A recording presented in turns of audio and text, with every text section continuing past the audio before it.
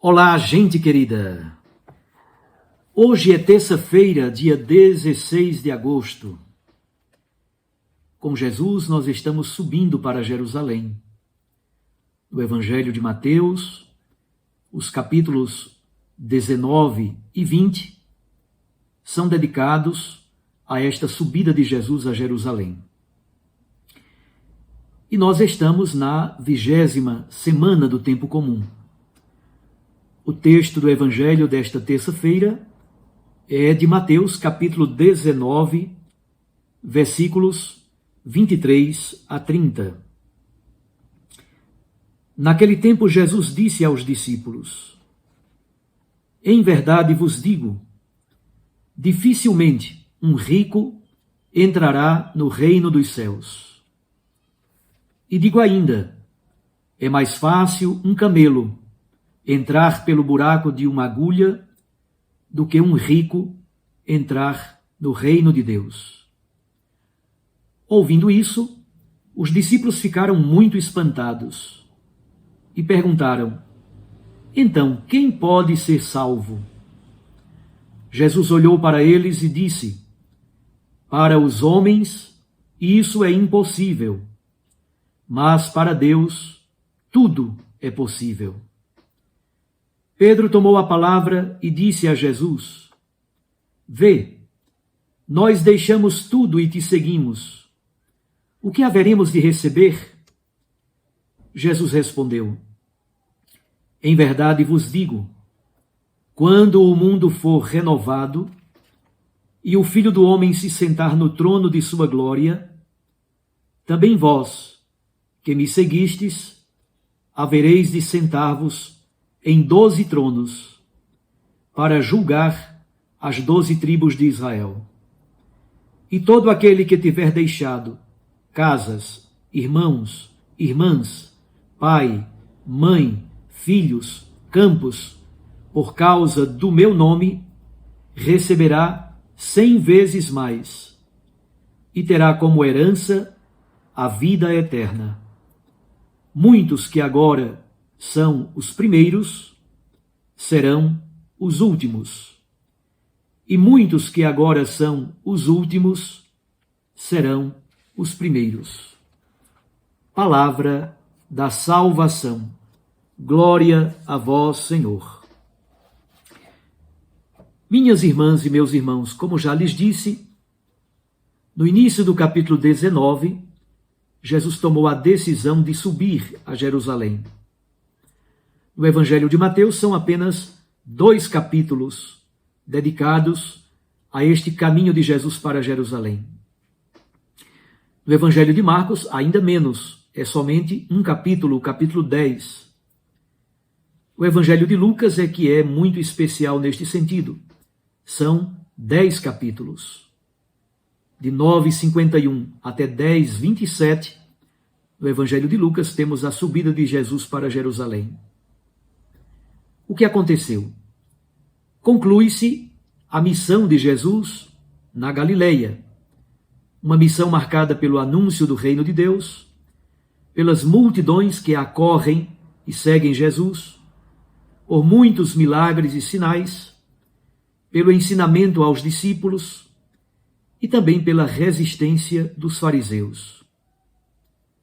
O último ato do ministério público de Jesus acontecerá em Jerusalém, a sua morte e a sua ressurreição. Percebemos que há um contraste cada vez maior, sempre mais violento, com os adversários.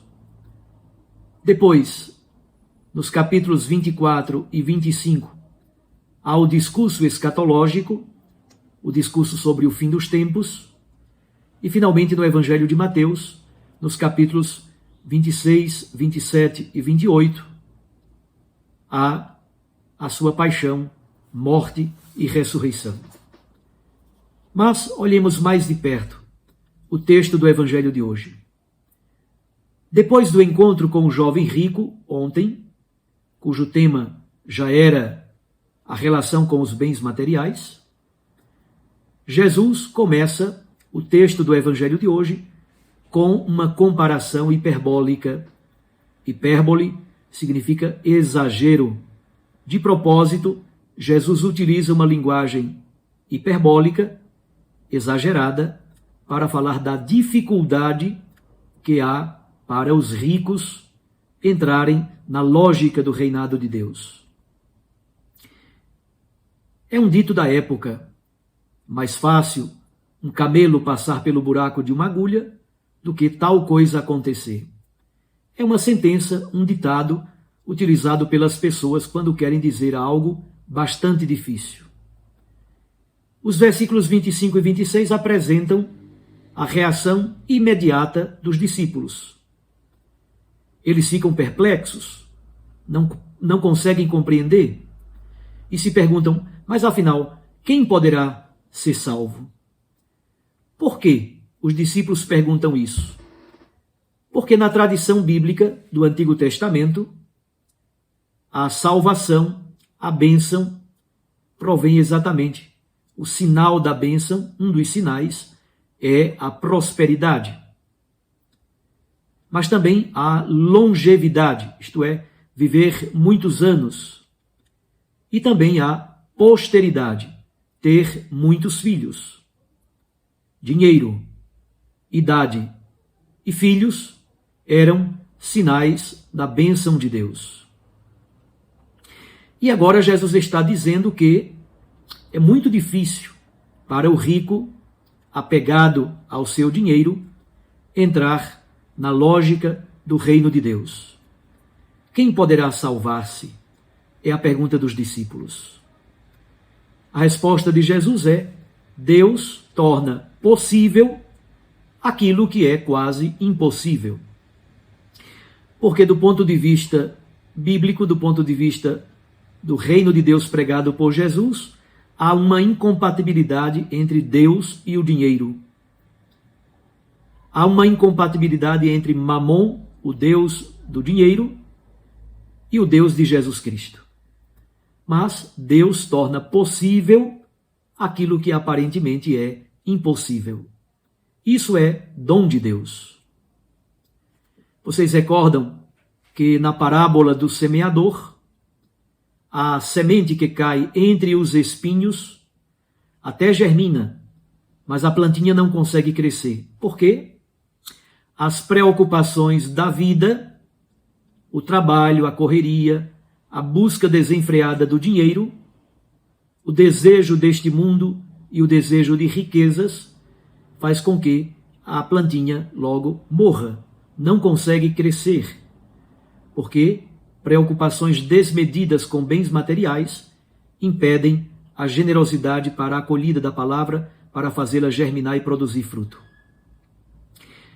É aí que entra Pedro. Se os discípulos todos ficaram perplexos e não conseguiram compreender o que Jesus queria dizer, muito menos Pedro. Mais uma vez, Pedro apresenta a sua cegueira. Eis que deixamos tudo para te seguir. O que vamos ganhar em troca? É essa a preocupação de Pedro. Assim como há poucos dias, Jesus fez um ensinamento sobre a castidade celibatária, eunucos por causa do reino, agora ele faz este ensinamento sobre o dom de Deus, que é a pobreza voluntária. Dom precioso de Deus, ao mesmo tempo acompanhado de uma promessa escatológica. Primeiro, Jesus fala de um mundo renovado, de uma nova criação, um começo novo para a humanidade. E Jesus Cristo, como Filho do Homem glorioso, vai tomar posse no seu trono real. Os 12 apóstolos também se assentarão em tronos ao redor de Jesus, em 12 tronos, para julgar as 12 tribos de Israel. Exatamente porque Israel rejeitou Jesus como Messias. E aí Jesus conclui: quem deixou casa, mãe, pai, irmãos, etc., campos, etc., receberá 100 vezes mais e depois receberá em herança a vida eterna. Conclui com a famosa expressão: Há primeiros que serão últimos e há últimos que serão primeiros. Numa palavra, qual é a verdadeira riqueza da qual Jesus quer falar? Jesus quer nos dizer que há, de fato, uma incompatibilidade entre Mamon e o Deus verdadeiro. Aquilo que no Antigo Testamento era sinal da bênção por excelência, o dinheiro, a prosperidade, para Jesus é algo bastante complexo e perigoso. Carrega consigo, inclusive, o perigo da condenação eterna. Não se trata de ser pobrezinho, de sofrer aqui neste mundo para ganhar o reino celeste. Trata-se, na verdade, de perguntar-nos: o cristão vive na liberdade ou na escravidão? Trata-se de refletir sobre uma sociedade profundamente desigual na qual vivemos.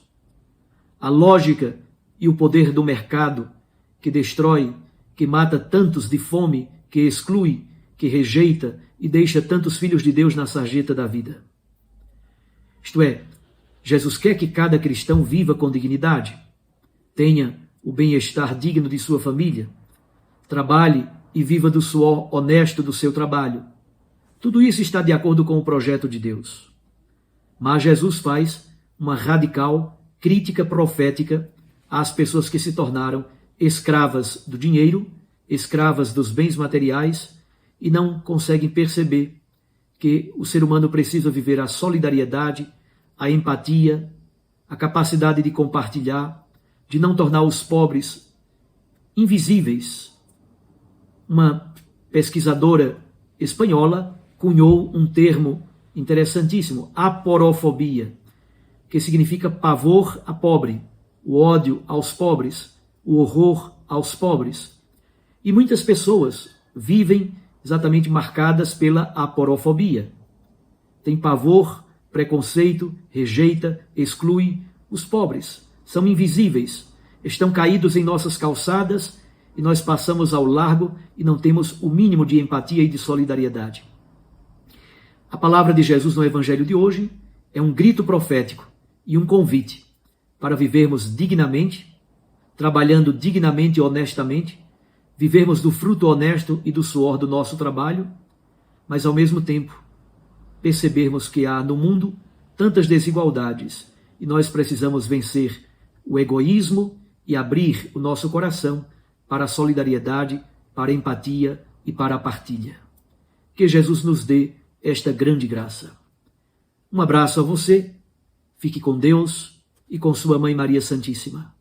Eu os abençoo em nome do Pai, e do Filho, e do Espírito Santo. Amém.